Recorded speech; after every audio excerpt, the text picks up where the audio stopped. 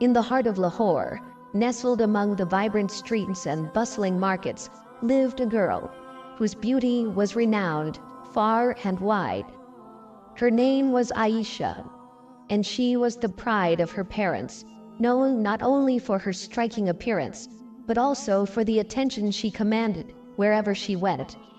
Her deep, almond-shaped eyes, framed by long lashes, sparkled with a mischievous light, and her flawless complexion only added to her allure.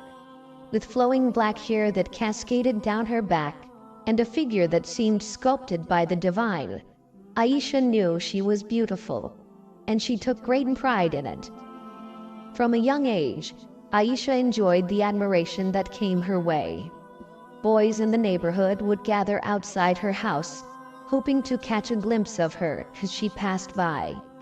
She loved the attention, often dressing in the latest fashions that accentuated her beauty. However, her sense of pride grew to a point where it overshadowed her humility and her faith. Despite being raised in a devout Muslim household, Aisha showed little interest in following the teachings of Islam.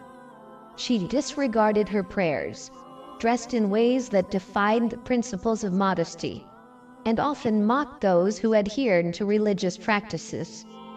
Her parents, though concerned, found themselves unable to sway her from the path she had chosen. They were well aware of her pride and vanity, but every attempt to guide her was met with indifference or outright refusal.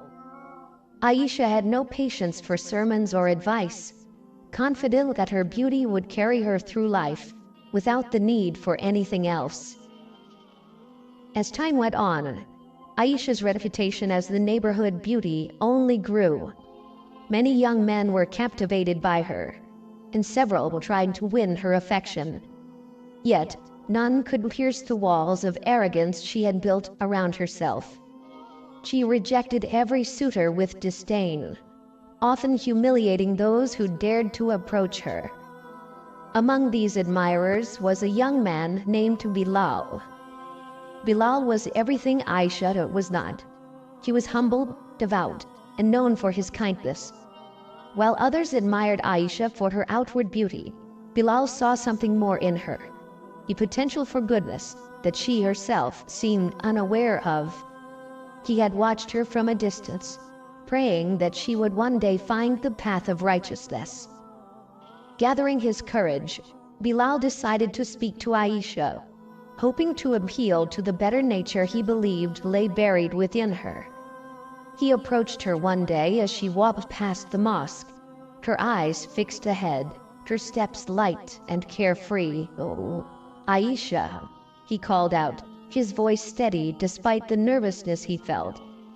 "May I have a moment of your time?" Aisha stopped and turned to face him, her eyes narrowing as she recognized him. She knew Bilal, the pious one, the boy who spent more time in the mosque than anywhere else. Curiosity flickered in her gaze as she waited for him to speak. "I know you may not think much of me," Bilal began, "but I've watched you for a long time.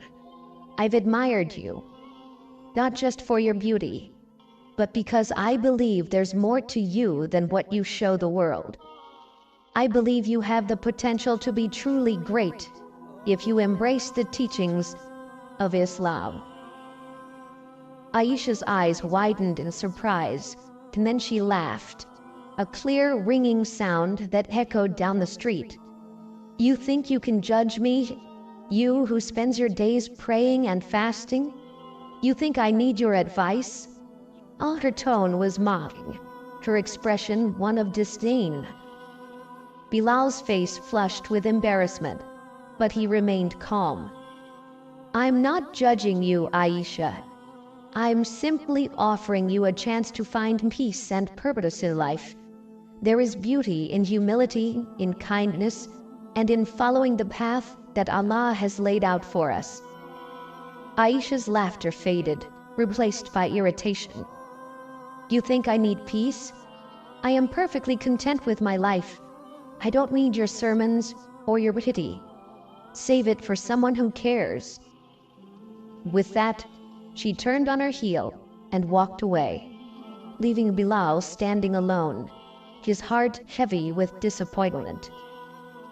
As Aisha continued her life, her arrogance only grew. She became more daring in her dress and behavior, flaunting her beauty at every opportunity. The boys continued to flock around her, showering her with compliments and gifts, which only fueled her pride. Her parents watched helplessly as their daughter drifted further from the values they had tried to instill in her. They prayed for her, hoping that she would one day see the error of her ways. But Aisha was blind to everything except her own reflection. Then one day, something changed. Aisha fell ill, and the vibrant energy that had once defined her began to fade. At first, she dismissed it as a minor ailment, confident that she would recover quickly. But as days turned into weeks, her condition worsened. Her once radiant skin grew pale, her eyes lost their sparkle, and her strength began to wane. The illness was mysterious, and despite the best efforts of doctors, no one could determine its cause or find a cure. As Aisha's health declined, the boys who had once admired her began to fade away. The attention she had so cherished was replaced by concerned whispers and worried glances. Her parents were devastated, their prayers growing more desperate with each passing day. They sought out spiritual healers, hoping that someone might have the answer, but nothing seemed to help. Aisha, once so proud and confident, found herself bedridden, her beauty withering away as the illness took its toll. For the first time in her life, she felt truly alone. The mirror, once her best friend, now reflected a stranger, a shadow of the girl she had once been. As she lay in bed, she began to reflect on her life, on the choices she had made, and on the warnings she had so arrogantly ignored. Days turned into weeks, and weeks into months. The illness continued to ravage her body, leaving her weak and frail. Her parents, heartbroken, did everything they could to ease her suffering, but it was clear that Aisha was slipping away. In her final days, she began to pray, a desperate attempt to seek forgiveness for the life she had led. But the prayers felt hollow, and Aisha knew in her heart that it was too late. Finally, the day came when Aisha's body could no longer endure the torment it had been subjected to. She passed away quietly in her sleep, leaving her parents and the community in mourning. Despite her faults, her family hoped that she would find peace in death, that Allah would show mercy on her soul. But Aisha's story did not end with her death. As her body was prepared for burial, an unsettling sense of dread hung over the household. The family and neighbors gathered to pay their last respects, and her body was taken to the cemetery for burial. However, as the grave was dug, a horrifying sight awaited them. Hundreds of snakes emerged from the ground, writhing and hissing, blocking the grave and preventing the burial. Panic spread through the crowd as they tried to find another location, but each time they dug a grave, the same phenomenon occurred. Snakes, hundreds of them, slithering out of the earth as if guarding it against the intrusion. The people were terrified, and whispers spread that this was a sign, a punishment for Aisha's pride and her disregard for the teachings of Islam. In the end, there was no choice but to bury Aisha in the original grave, surrounded by the very snakes that had appeared as if to condemn her.